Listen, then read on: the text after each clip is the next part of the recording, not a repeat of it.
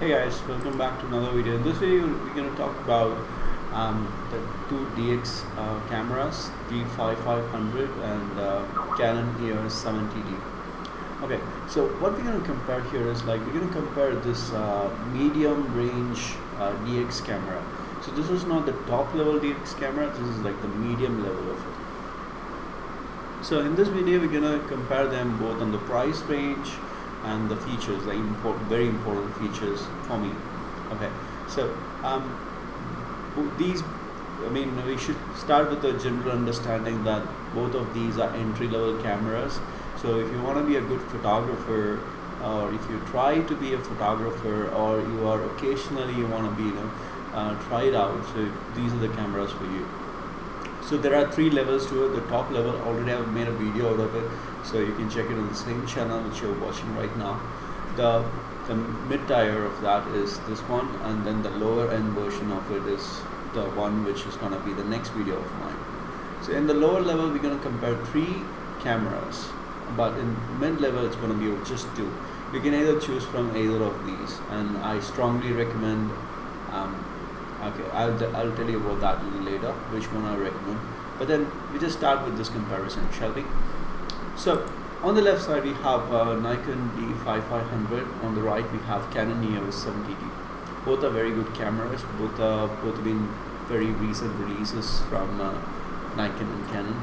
And the price range for the Nikon D5500 is around 42 to 45k in Indian value, and for EOS it's around 59 to 62k.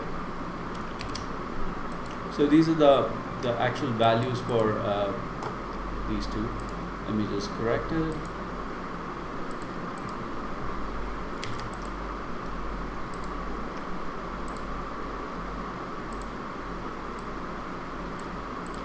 That sounds good. So you can see that it's clearly about 10 to 12,000 higher in the price range, first thing. And the second thing is, let's talk about the touch screen. Does any of these camera has a touch screen?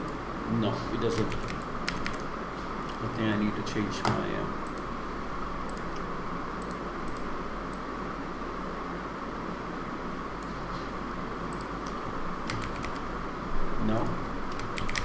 no, over there.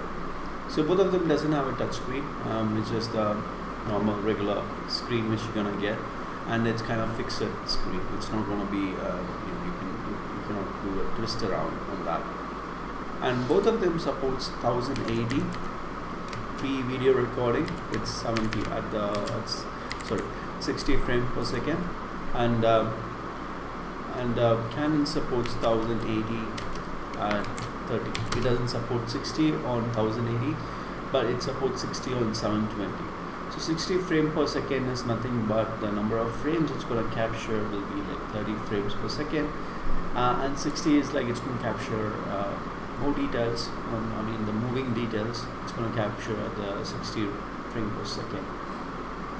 So now this is pretty much good than this. So whenever you are recording video, when you see a video at 60 frames per second, you can actually look the video like a little, real life. So that's the advantage of that. And also the here megapixel is going to be 24, and here it's going to be 20. So you can see that more pixels over here on Nikon when you compare with the Canon. The weight of this is going to be 420 grams and 755 grams. So you can see that Canon is going to be a little heavier. This weight is determined after having the battery in the camera. So these are the weight parameters. So you can see the Nikon is much lighter. The thickness of this is going to be 70 mm. And this is 79 mm, so which comes to 7 centimeters and 709 centimeters. It's not much, but then it's very easy to hold Nikon in your hands, and you have about 230 lenses with Nikon and 220 lenses with Canon is supported for both of these cameras. and focus point is gonna be 39 and 19. Again, there's a huge difference over here where you can, the area of focus you can put your focus on, it's going to be 39 because you have a 24 megapixels, so more details. So you just need to get to the details by focusing on a specific point. When you have a more focusing point, you can just pinpoint to the location, but when you have less, you cannot do that. I can teach you everything about this. If you want to learn about it, you can see the information in the description, which has all my details for the photography training. Both of them doesn't have a focus motor. And about the viewfinder, there's a little bit different over here. So this is like penta mirror and penta pixel over here. So what is the mirror and pixel is basically like penta prism. So penta prism is used majorly in the professional level cameras, where penta prism is going to be like, it uses like very high quality glasses for the prism for your viewfinder, where you can clearly see.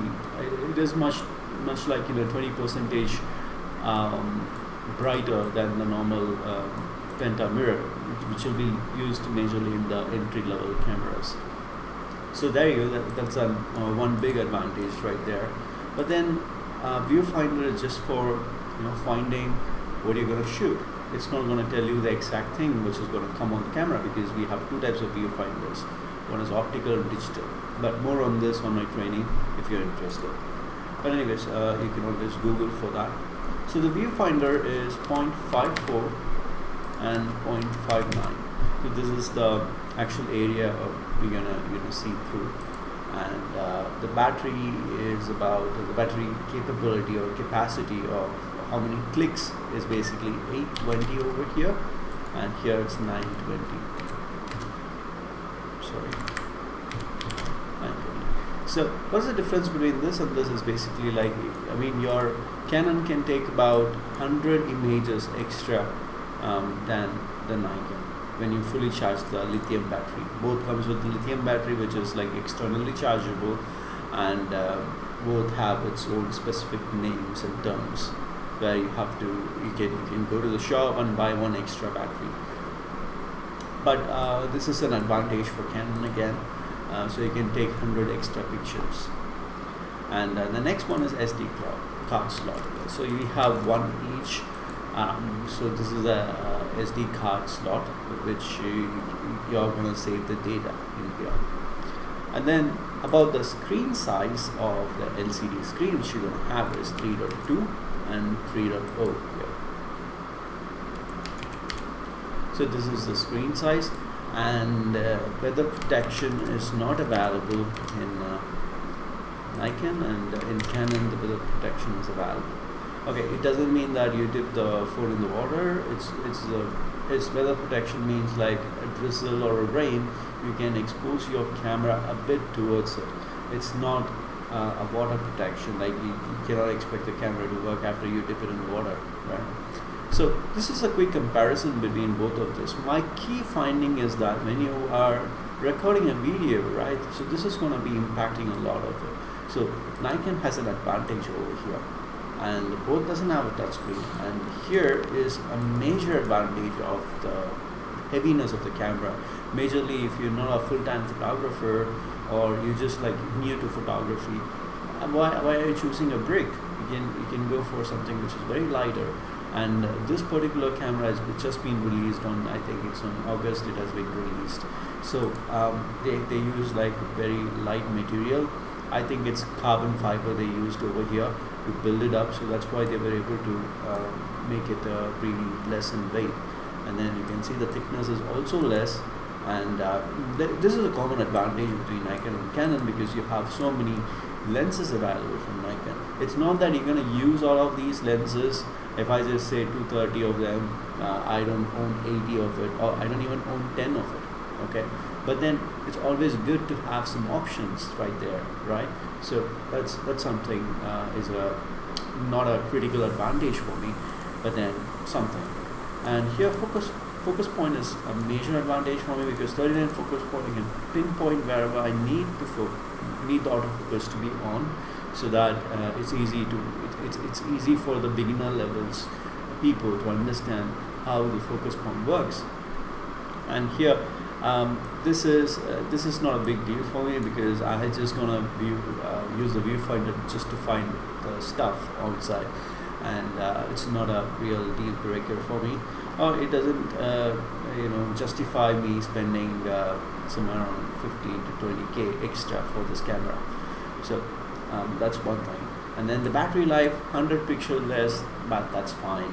I mean, if you save 15 or 20k over here, I can buy like 5 to 6 batteries and push it up inside. So it's really not a deal breaker again. Probably one of the reasons why the battery size is low is because of the bigger screen, because you can see that the screen is a little bigger than this one. So one of the reasons I think it could be why it's low. Well, anyways, let's skip to the details. That I recommend a Nikon 5500. If you have the money, you just go for this, close your eyes and go for this. It's just 42k, and it's pretty much a decent camera, which is in this price range, the mid-level price range. You don't have to go think about 80k, or you don't have to go low like 30 or 35k. So you can just go with this 42 and 45k. This price is with the lens. So if you even go without lens, it's going to be a little cheaper. So you can buy a lens, after buying the camera. So that's also a valid option. So thanks for watching this video. I hope you enjoyed this. I hope you got to know which camera to buy or which camera is for you. So thanks for watching. Take care. Bye.